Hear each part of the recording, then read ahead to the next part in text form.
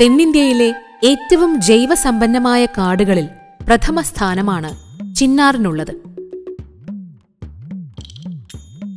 പുൽമേടുകളും നിത്യഹരിത വനങ്ങളും മുതൽ വരണ്ട കാടുകൾ വരെ ചിന്നാർ എന്ന വന്യജീവി സങ്കേതത്തിലുണ്ട്. ഇടുക്കി ജില്ലയിൽ മൂന്നാറും മറയൂരും കഴിഞ്ഞ് ഉദുമൽപേട്ടിലേക്കുള്ള യാത്രയിൽ ചിന്നാറിന്റെ സൗന്ദര്യം സഞ്ചാരികൾക്ക് ആസ്വദിക്കാം. മറയൂർ കഴിഞ്ഞാൽ പിന്നെ താഴേക്കാണ് റോഡ് പോകുന്നത്. മലഞ്ചെരിവിലെ ചെറിയ വഴിയിലൂടെ ഡ്രൈവ് ചെയ്യുന്നത് രസകരമായ അനുഭവമാണ്. ഇടതുവശത്ത് കുത്തനെയുള്ള പാറക്കെട്ടുകൾ,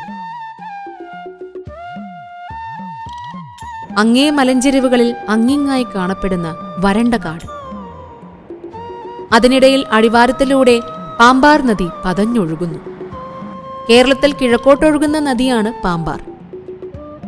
പാമ്പാറിലെ അതിസുന്ദരമായ വെള്ളച്ചാട്ടമാണ് ചിന്നാർ യാത്രയിലെ ആദ്യ കാഴ്ച.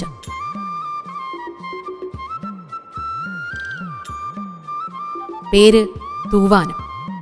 തൂമഞ്ഞുപോലെ കാറ്റിൽ ജലകണികകൾ പാറി വരുന്നതുകൊണ്ടാണ് തൂവാനം എന്ന പേര് ഈ വെള്ളച്ചാട്ടത്തിന് നൽകിയത്.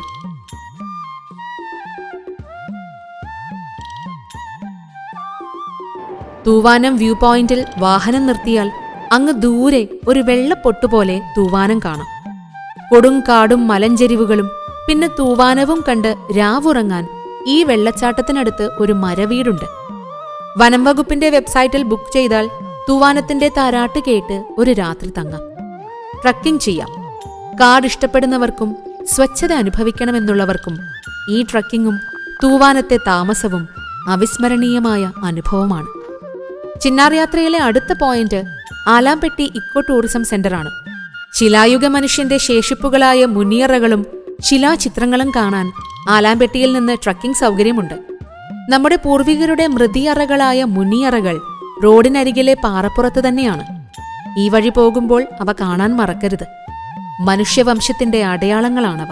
നമ്മുടെ പൂർവികരുടെ കഥകളാണ് മുനിയറകൾ പറഞ്ഞു തരുന്നത്. സഹ്യപർവ്വതത്തിനപ്പുറത്തുള്ള മഴനിഴൽ കാടാണ് ചിന്നാർ. കേരളം സഹ്യന്റെ ഇപ്പുറമായതിനാൽ യഥേഷ്ടം മഴ കിട്ടും. എന്നാൽ ചിന്നാറിൽ 1/5 മഴ പോലും കിട്ടുകയില്ല. അതുകൊണ്ടാണ് കാടിങ്ങനെ വരണ്ടിരിക്കുന്നത്. വരണ്ട കാടാണെങ്കിലും ചിന്നാറിലുള്ള ജൈവ വൈവിധ്യം മറ്റെങ്ങുമില്ല എന്ന് തന്നെ പറയാം. നക്ഷത്രാമകളും ചാമ്പൽ മലയണ്ണാനും ചിന്നാറിന്റെ മുഖമുദ്രകളാണ്. ഹനുമാൻ കുരങ്ങുകൾ നിത്യകാഴ്ചയാണ്. അങ്ങിങ്ങായി ചന്ദനമരങ്ങളും കാണാം. ചിന്നാറിന്റെയും തമിഴ്നാടിന്റെ ആനമല ടൈഗർ റിസർവിന്റെയും അതിർത്തിയിലാണ് ചിന്നാർ വനം വകുപ്പിന്റെ ഓഫീസ്. ഇവിടെ നിന്ന് ട്രക്കിംഗ് ടിക്കറ്റ് എടുത്ത് കാട് കാണാൻ നടക്കാം. നല്ല ചൂടുണ്ടാകുമെന്നതിനാൽ ബാഗിൽ വെള്ളം കരുതണം. ഒരു ഗൈഡ് നമ്മുടെ കൂടെ വരും. ഈ നദിയുടെ പേരാണ് ചിന്നാർ. അതീവ സൗന്ദര്യമുള്ള ഈ നദിയുടെ ഓരം ചേർന്നാണ് നടത്തം. കേരളത്തിൽ ഏറ്റവും ആസ്വാദ്യകരമായ പുഴയോര നടത്തമാണ് ചിന്നാർ നൽകുന്നത്. ആനമുടിയുടെ താഴ്വാരങ്ങളിൽ നിന്നെങ്ങോ ഉത്ഭവിച്ച് കാവേരി നദിയിലേക്കാണ് ഈ പളുങ്ക് ജലം ഒഴുകിയെത്തുന്നത്. പാമ്പാർ നദിയും ചിന്നാറും കൂടിച്ചേരുന്ന സ്ഥലമാണ് കൂട്ടാർ. അവിടെയും ഒരു മരവീടുണ്ട്. കൂട്ടാർ പിന്നീട് അമരാവതി നദിയായി തമിഴ്നാട്ടിലെ അമരാവതി ഡാമിലേക്ക് ചേരുന്നു. ചീങ്കണ്ണിയുടെ സ്വാഭാവിക ആവാസ വ്യവസ്ഥയുള്ള നദിയാണ് അമരാവതി. നദിയോരത്തുള്ള വൻമരങ്ങളിൽ മലയണ്ണാനും ചാമ്പൽ മലയണ്ണാനും പക്ഷികളും സഞ്ചാരികൾക്ക് വിരുന്നായി വന്നിരിക്കും. നദിയോര നടത്തം കഴിഞ്ഞാൽ മുകളിലെ കാട്ടിലേക്ക് പോകാം. കള്ളിമുൾ ചെടികളുടെ ഇടയിലൂടെയാണ് വഴി. തണലുണ്ടാകില്ല. ദൂരെ വരെ കാഴ്ചകൾ കാണാം. കാട്ടുചെറി പോലുള്ള പഴങ്ങളും കള്ളിമുൾ ചെടികളുടെ പഴങ്ങളുമാണ് വഴിയിൽ.